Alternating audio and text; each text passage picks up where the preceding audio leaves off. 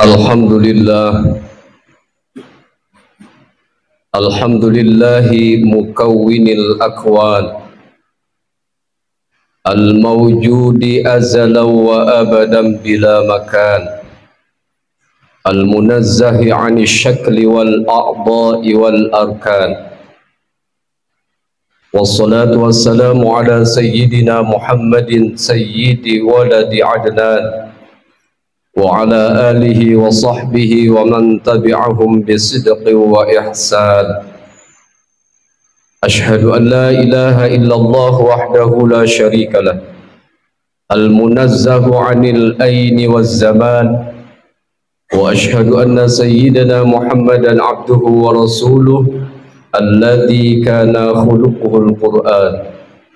Amma ba'du fa ya ibadar rahman, fa inni usikum wa nafsi bi taqwallahil mannan al-qaili fi kitabihil Qur'an.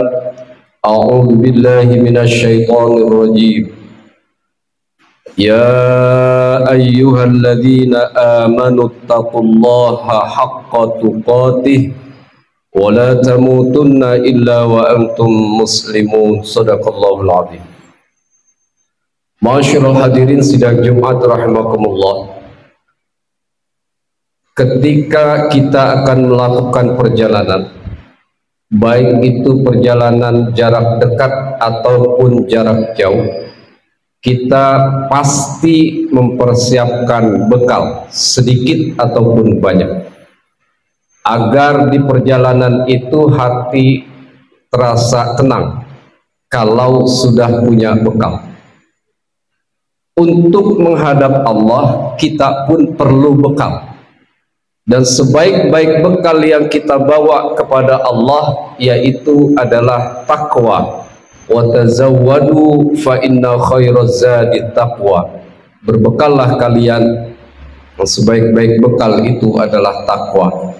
Oleh karena itu senantiasa marilah sama-sama kita tingkatkan ketakwaan kita kepada Allah Subhanahu wa taala.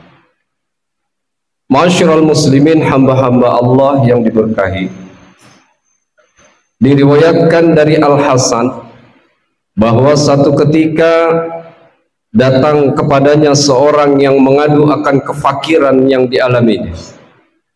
Kondisi ekonominya terpuruk, kebutuhan keluarga yang ia tanggung tak dapat ia cukupi. Ada lagi seorang yang lain mengadu kepadanya untuk meminta solusi terhadap masalah yang ia alami.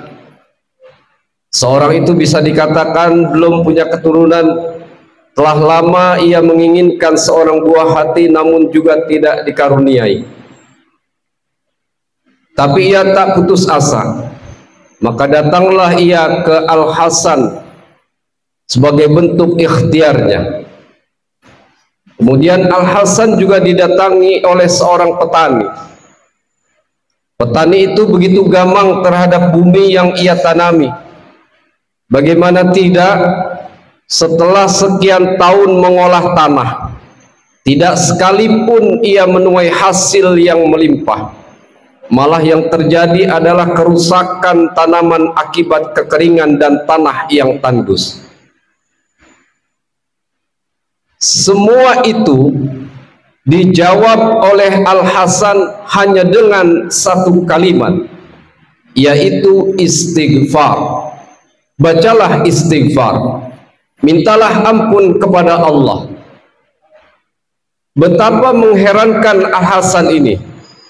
Di antara sekian banyak masalah yang dia adukan kepadanya, hanya satu solusi yang ia berikan kepada orang-orang tersebut yang banyak mempunyai masalah. Maka Rabi' bin Sahib pun memberanikan diri untuk bertanya kepada Al-Hasan, "Wahai Al-Hasan, banyak orang yang mendatangimu dengan mengadukan berbagai hal dan meminta pertolongan bermacam-macam kepadamu.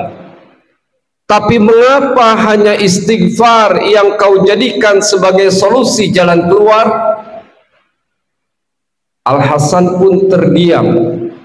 Kemudian ia hanya membacakan beberapa ayat dari surat Nuh. A'udzu billahi minasyaitonir rajim. Faqultu astaghfiru rabbakum innahu kana ghaffara yursilis samaa'a 'alaikum midrara wa yumdidkum bi amwalin wa banina wa yaj'al lakum jannatin wa yaj'al lakum anhara ma lakum la tarjuna Allah waqara. Maka aku Nuh katakan kepada mereka, mohonlah ampun kepada Tuhanmu, sesungguhnya Dia adalah Maha Pengampun. Niscaya Dia akan mengirimkan kepadamu hujan yang lebat dan membanyakkan harta dan anak-anakmu, dan mengadakan untukmu kebun-kebun, dan mengadakan pula di dalamnya untukmu sungai-sungai. Mengapa kamu tidak percaya akan kebesaran Allah? Ma'asyiral muslimin sidang Jumat rahimakumullah, Rasulullah sallallahu alaihi wasallam bersabda, "Man aktsaral istighfar ja'alallahu lahu min kulli hammin farajan wa min kulli dayqin makhraja wa razaqahu min haitsu la yahtasib." Barang siapa memperbanyak istighfar, niscaya Allah merubah setiap kesedihannya menjadi kegembiraan. Allah Azza wa Jalla memberikan solusi dari setiap kesempitan atau kesulitannya. Allah anugerahkan rizki dari arah atau dari jalur yang tiada disangka-sangka. Al-Quran dan hadis ini menjelaskan bahwa apapun kesulitan kita, apapun kesedihan yang kita rasakan, apapun kegundahan yang merasuki kita, maka solusinya adalah memperbanyak istighfar. Bahkan Allah Subhanahu wa ta'ala akan menganugerahi rizki dari jalan yang tidak disangka-sangka. Begitu hebatnya istighfar ini, serta begitu besar dan luas pengaruhnya dalam kehidupan manusia, maka tampak bagi kita bahwa tidak seorang pun yang tidak membutuhkan istighfar. Bahkan Rasulullah sallallahu alaihi wasallam yang mulia setiap harinya beristighfar tidak kurang dari 70 kali bahkan lebih. Sebagaimana sabdanya, "Wallahi inni la astaghfirullah wa atubu ilaihi fil yaumi aktsara min 70 marrah." Demi Allah, kata Rasulullah, sesungguhnya aku selalu beristighfar, sesungguhnya aku selalu memohon ampun dan bertaubat kepada Allah lebih dari 70 kali dalam sehari. Imam Al-Qushairi mengatakan di dalam tafsirnya, sesungguhnya istighfar itu adalah mengetuk pintu-pintu nikmat. Barang siapa yang di dalam dirinya terdapat rasa butuh kepada Allah, maka dirinya tidak akan bisa sampai kepada Allah kecuali dengan mengajukan istighfar sebagai pembukanya. Ibnu Katsir dalam tafsirnya mengatakan, Nabi Hud alaihissalam memerintahkan kaumnya untuk beristighfar, memohon ampun kepada Allah agar dosa mereka dihapus Allah dan permintaan ampun mereka diterima di sisi Allah. Barang siapa memiliki sifat pemohon ampun, al-mustaghfir, maka Allah Subhanahu wa ta'ala akan memudahkan rezeki untuknya, melancarkan urusannya dan menjaganya. Ma'asyiral muslimin sidang Jumat rahimakumullah, marilah kita perbanyak istighfar serta kita tunggu buahnya. Jika buahnya belum terlihat juga, perbanyaklah terus istighfar dan jangan pernah berputus asa. Tuba liman wajada fi sahifatihi istighfaran katsira.